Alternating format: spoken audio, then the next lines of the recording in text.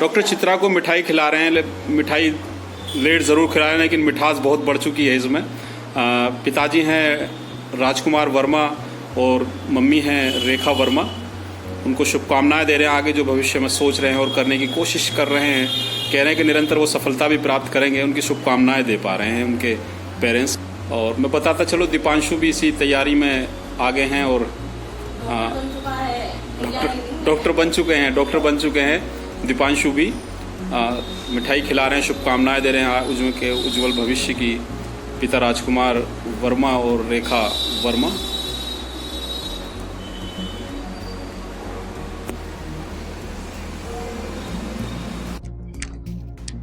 मैं नाजिम बेग अपने चैनल में सभी दर्शकों का स्वागत करता हूं। आप देख रहे हैं आपका अपना चैनल बिग न्यूज 7। मेरे साथ निरंतर बने रहे क्योंकि मैं आज जहांगीराबाद की उस होनहार छात्रा से आपको रूबरू करा रहा हूं जिन्होंने कि MBBS 2021 में पास आउट किया था। क्योंकि कई बार मेरी उनसे फोन पर बात होती थी, उनके पिताजी से बात हुआ करती थी, लेकिन अकस्मात वो मेरिट मेडिकल कॉलेज में हुआ करती थी। लेकिन आज ये सौभाग्य प्राप्त हुआ है कि मैं अपने चैनल के सभी दर्शकों को और उन छात्र छात्राओं को रूबरू करा रहा हूं जो कि आज नीट की तैयारियां कर रहे हैं।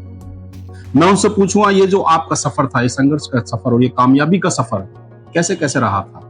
एक और बात बताता चलो, उनके पिताजी का नाम राजू कुमार वर्मा है जो कि लालकुआ पर ज्वेलर्स की दुकान हुआ करती थी। और सबसे बड़ी और सबसे खुशखबरी की बात एक और सुनाना चाहता हूँ। इस परिवार से तीनों ही, जिनके उनके एक पुत्र, 2 पुत्र, एक पुत्री है और तीनों ही डॉक्टर्स के लिए तैयारियां कर रहे हैं। MBBS बन चुके हैं। मेरे पास डॉक्टर चित्रा वर्मा बैठी है, तो हम अब उन्हीं से पूछेंगे किस तरीके से उनका सफर रहा, संघर्ष रहा था और इस कामयाबी के अचीवमेंट को कैसे उन्होंने पाया है। डॉक्टर साहब, हम आपका स्वागत व खैर मकदम करते हैं अपने चैनल में, क्योंकि डॉक्टर ही कहेंगे हम आपको, क्योंकि अब आप छात्रा नहीं रही हैं।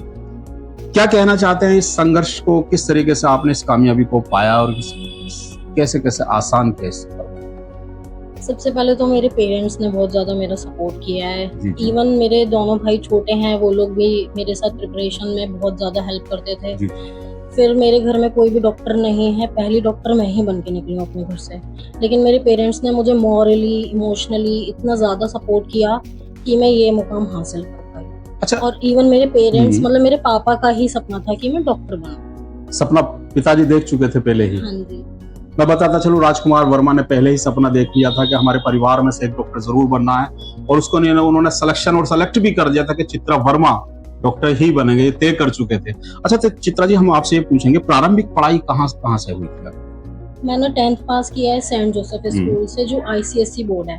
फिर मेरे टाइम पर वो 10th तक ही था, तो उसके बाद मैं BK स्कूल चली गई थी, जो हमारे यहाँ ही नजदीकी पास में CBSE बोर्ड बेस्ड है वो। उसमें फिर मैंने अपना सब्जेक्ट चूज किया बायोलॉजी। 12th में मैंने अच्छे अंक प्राप्त किए थे कि मैं एंट्रेंस दे सकूं। क्या परसेंटेज रही थी उस समय? मेरे 72% आए थे 12th में। लेकिन 10th में मुझे 10th तक नहीं पता था कि मुझे डॉक्टर बनना है, तो मैं पढ़ाई के लिए इतना ज्यादा फोकस कभी 10th तक तो नहीं रही थी। 10th में मेरे केवल 60% मार्क्स आए थे। फिर 12th तक जब मुझे एकदम मैं अवेयर हो गई थी कि मुझे अब डॉक्टर ही बनना है, तो मैंने बहुत ज्यादा मेहनत की, बहुत ज्यादा पढ़ाई की और मेरे साइंस स्ट्रीम में बहुत अच्छे मार्क्स आए थे। फिर उसके बाद मेरे टाइम पर नीट नहीं होता था, मेरे टाइम पे होता था UP CMET और ये एक होता था हमारा AIPMT। शायद 2016 से ही चेंज हुआ है नीट जो हुआ। हाँ जी। मेरे टाइम पे मैंने UP CMET का एग्जाम दिया, मेरा एग्जाम क्लियर हुआ। फिर मेरे पेरेंट्स को तो था ही कि डॉक्टर बनना है। फिर मेरे पेरेंट्स ने बहुत ज्यादा सपोर्ट किया। उसके बाद मैं मेडिकल कॉलेज चली गई। कॉलेज में, मेरे कॉलेज का नाम है रोहिलखंड मेडिकल कॉलेज, महात्मा ज्योतिबा फुल्ले मेरी यूनिवर्सिटी है। वहाँ से फिर मैंने अपनी MBBS का पूरा किया। अच्छा, परिवार में कोई डॉक्टर है या इस लाइन में आने का कैसे हुआ? नहीं, कोई डॉक्टर है नहीं, लेकिन मेरे पेरेंट्स का बहुत ज्यादा था कि स्ट्रीम बेटी की तो कोई ऐसा एक्सीडेंट हुआ हो कि डॉक्टर ही बनाना है हमें डॉक्टर ने किवाड़ नहीं खोले या डॉक्टर का द्वार नहीं खोला उस समय, या हमें डॉक्टर ने सपोर्ट नहीं किया, तो अब मुझे डॉक्टर बनना है, या राजकुमार जी ने सोचा मुझे बेटी को डॉक्टर बनाना है, ऐसा भी कुछ एक्सीडेंट हुआ? पेरेंट्स का ही था कि बेटी को डॉक्टर ही बनाना है और कुछ नहीं करना, डॉक्टर ही बनाना है। अच्छा, इस बीच जब आप डॉक्टर की तैयारी इंटर के बाद पहुंच गए थे, तो आपने तय भी कर लिया था कि अब तो डॉक्टर ही बनना है, तो उस समय कोई ऐसी परेशानियां, कोई पढ़ने में, एजुकेशन में दिक्कत आई हो? या सबसे पहले मैंने 10th के बाद 11th क्लास में कोचिंग जो ली थी वो कैसे ली? नहीं, कोचिंग मैंने कोई कोचिंग नहीं लिया। मैंने स्कूल के बाद 3-4 महीने का जो टाइम मिला था उसी में ही प्रिपेयर किया, और उसके बाद मैंने यूपी सीमेट का एग्जाम दिया, जो यूपी बेस्ड होता है। यूपी के बच्चों के लिए ही वो एग्जाम होता था उस टाइम पर। तो मैंने वही 3-4 महीने की मेहनत में मैंने सिर्फ 28 डेज की कोचिंग ली थी आकाश से, फरीदाबाद में, मेरे मामा के घर पे रहकर। और मुझे पता था कि मुझे जो भी कुछ करना है ना इसी टाइम पे करना है, क्योंकि ड्रॉप मेरे से, मैं पहली थी एक तो घर से अपने, तो घर वाले भी इतना सपोर्ट में नहीं थे ड्रॉप करवाने के, और मेरे को भी बहुत ज्यादा इतना कुछ भी एक्सपीरियंस था ही नहीं कि कैसे क्या करना है। तो जो 28 डेज की कोचिंग, 1 महीने की कोचिंग उस टाइम पे आकाश वाले लॉन्च करते थे, तो वही मैंने ली थी। उसी के बेसिस पे मैंने एग्जाम दिया, उसी के बेसिस पे क्लियर हुआ, और फिर मैं कॉलेज चली गई उसी टाइम पे। अच्छा, अगर मैं ये कहूँ कि डॉक्टर नहीं बनना था तो चित्रा को क्या बनना था?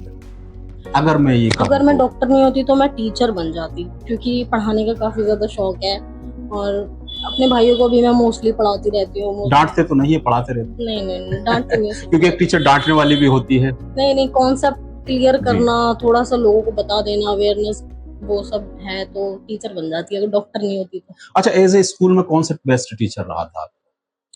सेंट जोसेफ का भी बताया और बीके सेकेंडरी का भी। सेंट जोसेफ में भी सारे टीचर, एक्चुअली हमारे सेंट जोसेफ में ना बहुत अच्छी फैकल्टी थी, इस वजह से ही शायद मैं इतना ज्यादा कर पाई अपनी लाइफ में। स्कूल का एक होता है जो बेसिक बनाते हैं स्कूल वाले, स्कूल की फैकल्टी बहुत अच्छी थी। ऐसे कोई पर्टिकुलर टीचर का तो नाम नहीं ले सकती हूँ, लेकिन हाँ, फैकल्टी सारे ही बहुत अच्छे थे। अच्छा, मैं ये कहूँ, मैं देखता भी हूँ कि जो छात्र एज ए वुमेन छात्रा होती है तो उनका पहला डॉक्टर्स की तरह मूवमेंट स्कूल रहता है, बहुत सारी तैयारियां करते हैं। मैंने ये सोच आर देखा भी है कि उनकी पहली पसंद डॉक्टर्स ही क्यों होती है। नहीं, पहले ऐसा होता था, लेकिन अब ऐसा नहीं होता। अब तो प्रायोरिटी चेंज हो रही है, अब तो जिसको जहाँ जाना है वो कर सकते हैं। लेकिन हाँ, डॉक्टर का स्ट्रीम पहले लड़कियों के लिए ना सेफ माना जाता था, लेकिन अब ऐसा कुछ नहीं। अब लड़कियां हर एक फील्ड में जा रही हैं, अब तो आर्मी में भी जा रही हैं। अच्छा, मैं ये पूछूं आपसे कि अगर जो बच्चा तैयारियां कर रहे हैं, छात्र छात्राएं इस नीट्स की तैयारियां कर रहे हैं, तो उनके लिए क्या क्या, किस तरीके से रूटीन करना चाहिए, किस तरीके से रूटीन पढ़ाई करनी चाहिए? सबसे पहले तो 12th तक उनको बहुत ज्यादा अपना सिलेबस अच्छे से कवर करना चाहिए, ताकि बोर्ड एग्जाम्स भी अच्छे से हो पाए, और थोड़ा सा उनको नॉलेज भी हो जाए कि आगे उनको करना क्या है एक्चुअल में। कुछ लोग पीसीबी लेते हैं, कुछ लोग पीसीएम लेते हैं, कुछ लोग दोनों लेते हैं। तो 12th तक ना अपना एकदम क्लियर हो जाना चाहिए कि हमें आगे करना क्या है, क्योंकि डिसीजन तो तभी लेना पड़ेगा बोर्ड्स के बाद। उसके बाद अगर तुम नीट के लिए प्रिपेयर कर रहे हो तो 1 साल अगर अपने आप को दे सकते हो, इतना ज्यादा मेंटली प्रिपेयर्ड हो कि आप बाहर जाके रहकर पढ़ सकते हो, तो उसमें भी आपको अपना शेड्यूल, अपनी कोचिंग वगैरह सारी, सबसे पहले वही अपने दिमाग में क्लियर होना चाहिए कि कैसे कहाँ से करना है। फिर उसके बाद अपने शेड्यूल में 3 ही सब्जेक्ट पढ़ने होते हैं बेसिकली, केमिस्ट्री, फिजिक्स और बायो, लेकिन उनको भी डिवीजन के हिसाब से अगर आप पढ़ेंगे तो बहुत अच्छे स्कोर आप कर सकते हैं। और आजकल तो बच्चे 720 में से 720 लाते हैं, कोचिंग वाले इतना करवा देते हैं, लेकिन एक ईमानदारी होती है, अगर उसके हिसाब से करोगे तो अच्छे मार्क्स आ जाएंगे। अच्छा, एक जैसे हम सोचते हैं कि डॉक्टर हमें बनना है, तो डॉक्टर हमें जन सेवा और जनसेवक के लिए बनना है या केवल अपने स्टेटस के लिए बनना चाहिए? ये भी 2 बातें होती है, तो इनमें से कौन सा चीज ध्यान रखनी चाहिए हमको? मैं तो जन सेवक के लिए ही बनी हूँ। वैसे मैं गवर्नमेंट मेडिकल कॉलेज में ही हूँ, अभी प्रैक्टिस कर रही हूँ, तो जन सेवक ही हो गया मेरा तो। लेकिन स्टेटस भी होता है, डॉक्टर का सेकंड गॉड मानते हैं, लेकिन ये है कि अब तो बहुत ज़्यादा वैकेंसीज हो गई हैं, तो डॉक्टर भी भर भर के निकल रहे हैं। तो ऐसा नहीं है कि स्टेटस ही है, अपनी चॉइस भी होनी चाहिए। सबसे पहले अपनी प्रायोरिटी होनी चाहिए कि हम काम कर सकते हैं, क्योंकि 24-24 घंटे भी काम करना पड़ता है और बहुत ज़्यादा मेहनत है। दूसरों के लिए इमोशंस भी होने चाहिए कि तुम उसको ट्रीट करो अच्छे से, उसकी परेशानी देखो। अगर ये सारी क्वालिटीज हैं तो फिर डॉक्टर बनना चाहिए। अच्छा डॉक्टर साहब, मैं ये पूछूं आपसे, जब आप घर लौट कर आए थे पास आउट करने के बाद, तो वो किसने ऐसा शब्द कहा था कि डॉक्टर चित्रा के आगे डॉक्टर किसने लगाया था परिवार में जब आप घर आए थे? तो मेरे पेरेंट्स ने मेरे को एडमिशन के टाइम पे डॉक्टर चित्रा बोलना शुरू कर दिया था। वो बोलती है ऐसे, तो डॉक्टर चित्रा वर्मा, वो ऐसे ही बोलते थे। उनको बिल्कुल साइकोलॉजी बैठ गई थी उनके दिमाग में कि बन गई है ये, अब चली गई है तो क्लियर कर लेंगे। हाँ, हो जाएगा। अच्छा, एक सवाल मैं आपसे पूछूंगा, क्योंकि न्यूज़पेपर आप पढ़ते होंगे, न्यूज़ की देखते भी होंगे। आज एक सबसे बड़ा मुद्दा नीट को लेकर चल रहा है। बच्चे पेपर देते हैं, परीक्षाएं लीक हो जाती हैं और जो मोरल डिस्टर्ब हो जाते हैं। इस बारे में क्या कहना चाहते हैं? सरकार से, उन बच्चों से, दोनों से क्या कहना चाहते हैं? एक तो ये कि बच्चे बहुत ज्यादा मेहनत करते हैं, जी तो जी ऐसा ये सब चीजें नहीं होनी चाहिए, क्योंकि अगर एक बार कोई बच्चा अच्छे से मेहनत कर रहा है फिर वो दोबारा नहीं कर सकता। नहीं, सेकंड ईयर ड्रॉप करना बहुत ज्यादा मुश्किल होता है, इमोशनली तो बहुत ज्यादा डिस्ट्रैक्टिंग होता है। अगर कोई ईमानदारी से कर रहा है तो उसका रिजल्ट भी उसको वैसा ही मिलना चाहिए। और पेपर लीक करने से, अगर तुम डॉक्टर बनवा रहे हो पेपर लीक करने के बाद, तो आगे वो डॉक्टर क्या करेंगे? फ्यूचर में वो कुछ नहीं कर सकते हैं। तो ऐसा नहीं होना चाहिए। सोसाइटी में इन सब चीजों की बहुत ज्यादा अवेयरनेस होनी चाहिए। इस चीज को देखकर मैंने देखा भी है, कुछ बच्चे डिसीजन गलत ले लेते हैं, सुसाइड की हाँ तरफ जी, मूवमेंट कर जाते हैं। हाँ जी। तो कुछ बच्चे ऐसे भी हैं, मेडिकल कॉलेज में एडमिशन ले लेते हैं दूसरे तरीकों से और फिर वो सुसाइड कर लेते हैं। हमारे कॉलेज में बहुत केसेस ऐसे हुए हैं। इवन मैं हॉस्पिटल्स में भी देखती हूँ लोग सुसाइड करते हैं। तो ऐसा मत करो, एटलीस्ट अपने बारे में अवेयर रहो कि तुम नहीं कर सकते तो नहीं कर सकते, और तुम्हें पता है कि तुम कर सकते हो तो तुम करो आराम से। No problem in that. क्या कहना चाहते हैं उन बच्चों से जो नीट की तैयारियां कर रहे हैं, क्योंकि दोबारा पेपर उनको देने होंगे, हाँ जी। तो उनकी आपकी तरफ से क्या गाइडलाइन रहेंगी? यही है कि अब ये सब हो गया है, फिर से एग्जाम देना ही है, तो पुल अप योर सॉक्स और अच्छे से प्रिपेयर करो। अगर तुमने पहले भी मेहनत की है तो इस बार भी एक बार और कर लो, हो जाएगा। और अगर नहीं किया तो भाई फिर भी शुरू से शुरू कर दो। डॉक्टर बनना है तो मेहनत तो करनी पड़ेगी। अगर अभी मेहनत नहीं करी तो मेडिकल कॉलेज में जाके मेहनत करनी पड़ेगी 5 साल तक। वहां भी नहीं करोगे तो फिर बेकार है, फिर कुछ नहीं हो सकता। आगे का क्या सफर है, क्या तय किया है, क्या इरादे हैं आगे?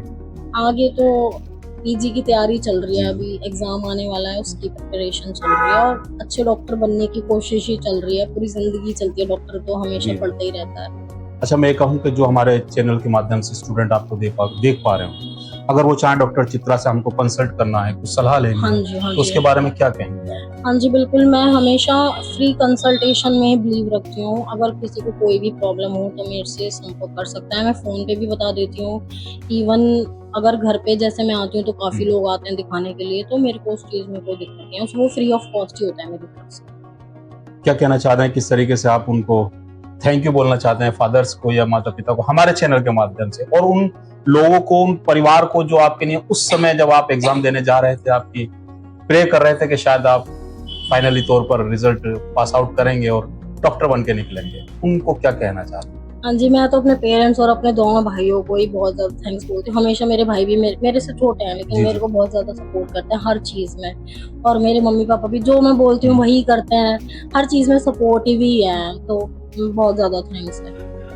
मेरे माध्यम से आप सुन पा रहे हो चित्रा के माता पिता, वो पेरेंट्स जो दुआ कर रहे थे, परिवार, वो आपको थैंक यू कहना चाहते हैं। और वो बच्चे जो हमारे चैनल के माध्यम से डॉक्टर चित्रा को सुन पा रहे हो, वो कहना चाहते हैं कि आप बिल्कुल पेपर तैयार रहें, मजबूत रहें। अगर नीट परीक्षा जो कि दोबारा होने वाली है उसके लिए तैयारियां करें और सक्सेस भी होंगे, ऐसा उनका कहना भी। और ये भी कहना है कि अगर उनका भविष्य में उनको जरूरत पड़ती है डॉक्टर चित्रा की, तो संभवतः वो उनके साथ है, उनके साथ खड़े हुए हैं। कोई भी उनसे क्वेश्चन अपनी पढ़ाई को लेकर हो या किसी हेल्थ सोल्यूशन के बारे में पूछना हो तो वो पूछ सकते हैं। ये कहना है डॉक्टर चित्रा से। तो चलिए, हमारा कार्यक्रम खत्म और समाप्त हो रहा है। हम चाहते हैं कि आप हमारे चैनल को सब्सक्राइब और लिंक को शेयर करें, जिससे कि आज जो डॉक्टर चित्रा से हमारी बातें हुई हैं, हम ऐसे ही होनहार छात्रों और ऐसे ही काबिल स्टूडेंटों से आप सब मिलाते रहें, आपको मोटिवेशन भी कराते रहें किस तरीके से आप जो करना जा रहे हैं वो आसान कर सकते हैं। तो अब हम विदा लेते हैं।